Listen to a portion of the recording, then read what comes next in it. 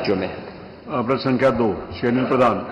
नहीं, श्री अनिल प्रधान नहीं, कोई डिबेट नहीं हो रही, होगा माननीय नेता प्रतिपक्ष ने पूछ लिया। आपने मुझे एक महत्वपूर्ण विषय पर अनुपूरक पूछने का मौका दिया। इसमें 3 माननीय सदस्य हैं, इसीलिए सीधा प्रश्न पर आइए, क्योंकि तीनों सदस्यों को अवसर दिया जाए। सर, चूंकि जो नमामि गंगे का आप पूछो।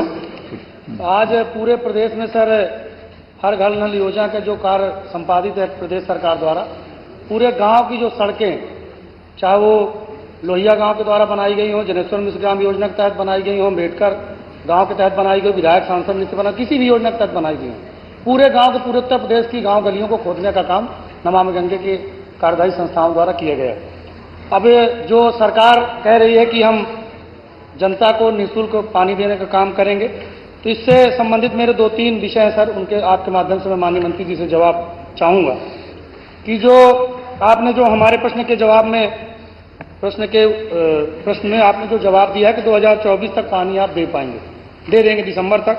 अब वो दे पाएंगे नहीं दे पाएंगे तो आने वाला समय बताएगा। मेरा जो पहला अनुपूरक है कि माननीय मंत्री जी यह बताने की कृपा करें कि आपके विभाग द्वारा जो सड़कें खोदी गई हैं, क्या उन्हें पुनः उसी तरह बनाएंगे कि नहीं बनाएंगे, और अगर आप बनाएंगे तो क्या उसकी समय सीमा कोई निर्धारित है कि अगर आपने 2020 में खोदा है तो वो 24 में बनेगी कि 27 में बनेगी कि 26 में बनेगी? पहले तो मेरा अनुपूरक ये है कि उसके लिए कोई समय सीमा है कि नहीं है। दूसरा जो माननीय अनुपूरक है आपके माध्यम से कि जनता को शुद्ध पेयजल की व्यवस्था की बात आपने कही है, तो मेरा ये पूछना है कि क्या जो आप पानी देने जा रहे हैं, दे पाएंगे नहीं दे पाएंगे तो समय बताएगा, पर जो आपकी योजना है, क्या जो पानी देंगे तो वो निःशुल्क देंगे कि उसका पैसा लेंगे?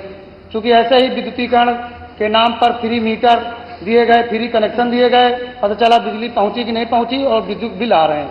एक मेरा आखिरी मानवर आपके माध्यम से है, आपकी हिम्मत से, कि मेरा एक व्यक्तिगत इन्हीं के विभाग का है कि हमारे जनपद चित्रकूट में एक रसीन बांध है, रसीन बांध से बरुआ बांध पंप कैनाल की कार्य योजना प्रस्तावित है और मेरे विधायक बनने के बाद से उसमें काफी वो मैं वो लिख के दे दो, उसका उत्तर अभी नहीं होगा क्योंकि पर्टिकुलरली उसके लिए पूछा नहीं गया। 2 ही अनुपूरक है कि पानी देंगे तो कब तक देंगे, जो रोड खोद रहे हैं उसको आप कब तक बनाएंगे? और जो आप वो इंडिविजुअली वो लिख के पूछ लीजिएगा, क्योंकि अभी पर्टिकुलरली आपने उस रोड के बारे में नहीं पूछा था, वो मंत्री जी बाद में बता देंगे।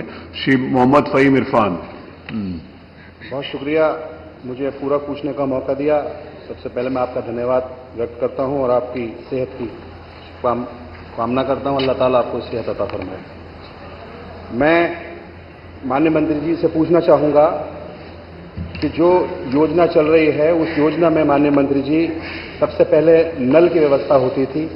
नल से क्योंकि लोगों को पानी मिल जाता था और लोगों को उस व्यवस्था में काफ़ी आसानी हो जाती थी। तो पहले तो नल की व्यवस्था पूरी तरीके से बंद कर दी गई और उस नई व्यवस्था को चालू नहीं किया गया, तो ना तो नल से पानी मिला लोगों को और ना ही जो नमामि गंगे का प्रस्ताव जो चल रहा है या जो काम चल रहा है उससे जल मिल पाया लोगों को। तो सबसे बड़ी परेशानी तो लोगों को ये सामना करना पड़ा। तो मैं इंडिया हैंडपंप बंद होने के बाद जो शुद्ध पेयजल से वंचित प्रदेश की बहुत बड़ी आबादी दूषित पानी पीने पर मजबूर है। इसी क्रम में माननीय विधायक जी ने जो अभी कहा ये बहुत गंभीर विषय है। माननीय अध्यक्ष जी, मैं आपके माध्यम से माननीय मंत्री से पूछना चाहूंगा कि जो पाइपलाइन बिछाई जा रही है, वाकई क्योंकि माननीय मुख्यमंत्री जी भी बैठे हैं, ये बड़ा गंभीर विषय है माननीय मुख्यमंत्री जी कि जो ठेकेदार काम करने वाला है वो काम तो कर देता है, लेकिन क्योंकि बड़ी अच्छी सड़कें बनी हुई हैं, सरकार ने भी बनाई है, हम विधायक लोग भी बनवाते हैं, तो ठेकेदार उनको तोड़कर चले जाते हैं और बहुत कोशिश करने के बावजूद भी वो उन सड़कों को ठीक नहीं करते। और हमने काफ़ी बार लिखकर भी दिया, कोशिश भी की, डीएम साहब से भी कहा, तो मैं मुख्यमंत्री जी का भी ध्यान केंद्रित कराना चाहूँगा। तो माननीय अध्यक्ष जी, मैं आपके माध्यम से पूछना चाहूँगा कि हर घर जल योजना कब शुरू की गई थी, अब तक इसमें कितने प्रतिशत काम हो चुका है? इस योजना के अंतर्गत बिछाई जा रही पाइपलाइन का साइज भारत सरकार के CPHPO मैनुअल के अनुसार कितना है? और माननीय अध्यक्ष जी, मैं आपके माध्यम से पूछना चाहूँगा कि इस योजना में प्रति व्यक्ति कितने पानी आयतन को आधार मानकर पाइपलाइन बिछाई जा रही है? श्रीमती आराधना शामुना। आपने मुझे महत्वपूर्ण विषय पर अनुपूरक पूछने का मौका दिया, बहुत बहुत आभार आपका। माननीय अध्यक्ष जी, ये प्रदेश की नहीं देश की एक बड़ी महत्वपूर्ण योजना है। सरकार ने, भारत सरकार ने इसको ड्रीम प्रोजेक्ट की तरह शुरू किया, कहा कि हम हर गांव में मजरे तक शुद्ध पेयजल पहुंचाएंगे। उत्तर प्रदेश की अगर मैं बात करूं तो 2019 में ये योजना शुरू हुई और लक्ष्य था कि दिसंबर 2024 तक इसको पूर्ण किया जाएगा। माननीय अध्यक्ष जी, आज 6 वर्षों के बाद हम जुलाई के महीने में आज ही चर्चा कर रहे हैं और जो हकीकत के आंकड़े हैं वो है कि प्रदेश के 96,887 गांव कवर होने हैं और अभी तक मात्र 41,183 ही गांव पूरे इस परियोजना को छू पाए। तो लगभग 50% से भी कम का लक्ष्य की पूर्ति सरकार कर पाई है। और मेरा सीधा सा जो प्रश्न था वो यही था कि इसकी जो पूर्ति है लक्ष्य की वो सरकार कैसे पूरा करेगी। विभाग जब 6 साल में आप 50% कर पाए हैं तो 6 महीने जो बचे हैं शेष उसमें सरकार की क्या योजना है। मैं माननीय मंत्री जी से, बहुत ही अनुभवी मंत्री हैं और हमेशा बड़ा संवेदनशीलता से जवाब देते हैं, मैं 2 बातें आपके माध्यम से इनके संज्ञान में लाना भी चाहती हूँ। सबसे पहले अभी 2 खबरें मैंने पढ़ी। एक दिन माननीय डिप्टी सीएम साहब एक टंकी का पेयजल की उसका योजना का आरंभ करने गए, जैसे ही ऑन किया तो पूरे पाइप से फव्वारे निकलने लगे। तो कहीं ना कहीं जो मानक के विपरीत जो उसमें इस्तेमाल की जा रही हैं चीजें, जो पाइप इस्तेमाल किए जा रहे हैं या उनकी गुणवत्ता कमजोर है, वो कहीं ना कहीं उस पर सवाल उठता है।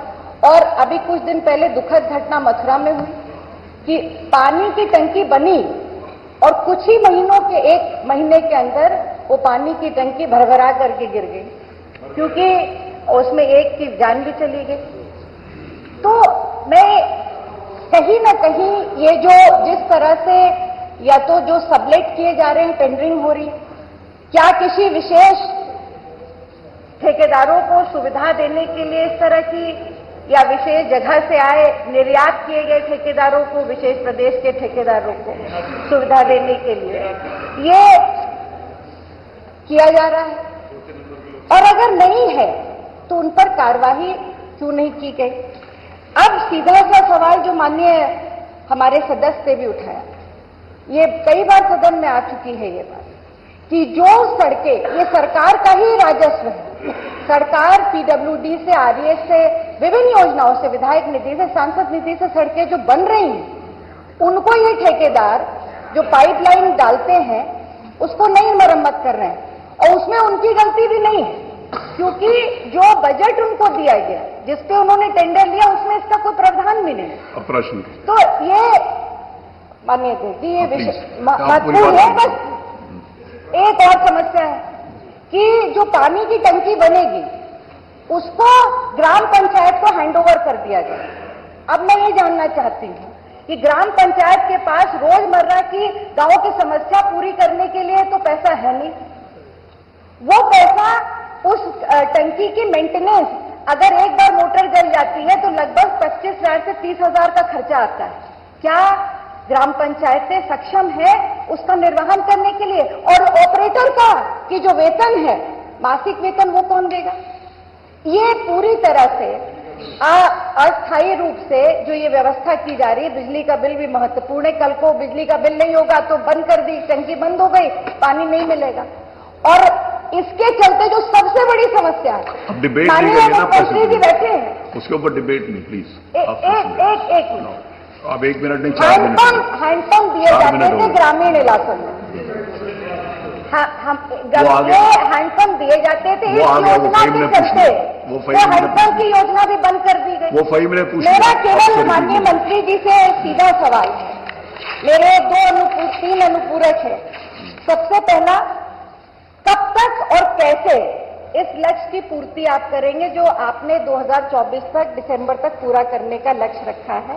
इसकी क्या योजना है सरकार, ये बताए, मेरा पहला प्रश्न है। दूसरा है, रिपेयरिंग और ऑपरेटर की व्यवस्था के लिए क्या परमानेंट प्रबंधन इस योजना में सरकार करेगी, ये सदन को बताएं। और जब तक ये योजना नहीं पूरी हो जाती तब तक क्या हैंडपंप की व्यवस्था जैसे पहले थी वो सरकार देगी? ये मेरे 3 प्रश्न। माननीय मंत्री जी। बहुत महत्वपूर्ण सवाल है और राज्य के अंदर आप देखे ही नहीं थे, चाहे बीमारी एंसेफेलाइटिस का हो, जेई का हो या तीव्र एंसेफेलाइटिस या सिंड्रोम एईएस का, की चुनौतियों के समाधान करने के लिए स्वास्थ्य सभी राज्य के लोगों का ठीक रहे, तभी तो देश खुशहाल होगा। सभी बच्चे स्वस्थ रहें, सभी लोग स्वस्थ रहें। इसलिए 15 अगस्त 2019 को राष्ट्रीय जल जीवन मिशन यानी आदरणीय नरेंद्र मोदी देश के प्रधानमंत्री लाल किले के प्राचीर भवन से उन्होंने घोषणा किया और जिस समय ये शुरुआत हुआ था 1.96% ही राज्य के अंदर नल का कनेक्शन था। आज नल का कनेक्शन लगभग 2 करोड़ यानी 265 में से 2 करोड़ 24 लाख घरों में नल कनेक्शन है। ये जाकर 85% 56 यानी 84.56% है। अब 2024 तक मैं इसको 100% कवरेज कर लूंगा।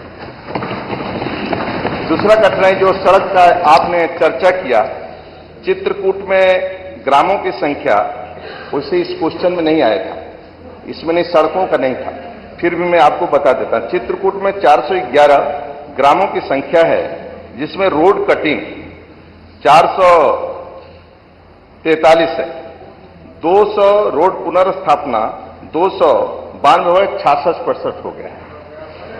एक फिर भी आप बता देना हो सकता है, लेकिन जो रिपोर्टिंग है, जो चेकिंग होता है, थर्ड पार्टी है, ग्राम प्रधान है, ये सभी का सिग्नेचर से ग्राम प्रधान, लोकल का एई और ये थर्ड पार्टी इसके हिसाब से ही आता है। मैं नहीं कहता हूं कि ठीक, वो तो रोज मान लो बरसात आ जाएगा तो कल टूट जाएगा, गीला हो जाएगा, कोई गाड़ी निकल गई तो पाइपलाइन का टोटी टूट सकता है दूसरे दिन, लेकिन फिर भी एक मिनट कोई कठिनाई है तो आप बैठ के बात कर सकते हैं। लेकिन ये रोड कटिंग भी समय से पूरा होगा और 2024 तक सभी घरों में नल कनेक्शन और पानी की व्यवस्था भी कर दी जाएगी। मिलेगा पानी निःशुल्क। अनिल जी ने जो विषय सिंचाई से संबंधित किया था, अभी मैं वह जो बोल रहे हैं उसको मैं दिखवा लूंगा और वह बंधा जो बोल रहे हैं रसीन बांध उसको एक बार दिखवा के करवा देंगे। अभी रोड कटिंग वाला ना, रोड कटिंग वाला बता दिए प्रताप, आपके रिपेयर ये भी रिपेयरिंग तो होता रहेगा ना। 2024 तक ये रिपेयरिंग भी, पहले नल देना, शुद्ध पानी पहुंच जाए घर में, नल का पानी पहुंच जाए शुद्ध और थोड़ा 6 महीना टेस्टिंग हो जाए उसका और पानी नल कनेक्शन घर घर पहुंचने लगेगा, रोड भी कंप्लीट हो जाएगा। आप निश्चिंत रहिए, आदरणीय योगी जी के सरकार में कोई सी गांव में गड्ढा नहीं रहेगा, मैं गारंटी से विश्वास दिलाता हूं आपको। एक तरफा संख्या 3 श्री अभय सिंह, अभय सिंह मंत्री जी बैठे। श्री अभय सिंह, आपने बहुत महत्वपूर्ण प्रश्न में बोलने का अवसर प्रदान किया, इसके लिए आप बहुत बहुत धन्यवाद देते हैं। हमारा प्रश्न यह था कि जनप्रतिनिधियों के सुझाव लेकर के अब बाढ़ की रोकथाम के लिए योजना बनाने के लिए हम इस सदन के माध्यम से सरकार को और माननीय मंत्री जी को बहुत बहुत धन्यवाद देना चाहेंगे। इन्होंने हमारे यहाँ दिलासीगंज घाट पर जियो बैग कटर का निर्माण किया, पर्क्यूपाइन पाइप स्टड का निर्माण किया, पर्क्यूपाइन प्रेसिंग का निर्माण किया, जिससे वहां पर राम जानकी मंदिर था, स्टेट हाईवे था जो कि Ayodhya Tanda road state highway है, वो कटने से बच गया। तो माननीय मंत्री जी को बहुत बहुत धन्यवाद देना चाहते हैं। और अच्छा, आप बोलिए तो हम बोले, आप बोलिए तो हम बोले। नहीं, आपस में बातचीत नहीं, मेरे से बात करिए, मैं यहां पर बैठा हूं। तूफानी जी मेरे से बात करिए, जो भी बात करनी मुझसे करिए, बहुत डायरेक्ट कोई आपस में बातचीत नहीं करेगा। और इसके अलावा मंत्री जी फिर से बधाई देना चाहता हूं, धन्यवाद देना चाहता हूं। तेल तक पानी पहुंचाने के लिए, तेल तक आपने पानी पहुंचाने का काम किया। हमारे बगल जिले अमेठी के विधायक जी थे, हमारे सामने शिकायत कर रहे थे, और जिस तरीके से अगले दिन chief engineer, executive engineer SE पहुंच करके और जगह जगह पहुंच के गांव तक जाकर के तेल तक पानी पहुंचाने का काम किया, इसके लिए मंत्री जी को बधाई देना चाहता हूं। और माननीय मंत्री जी ने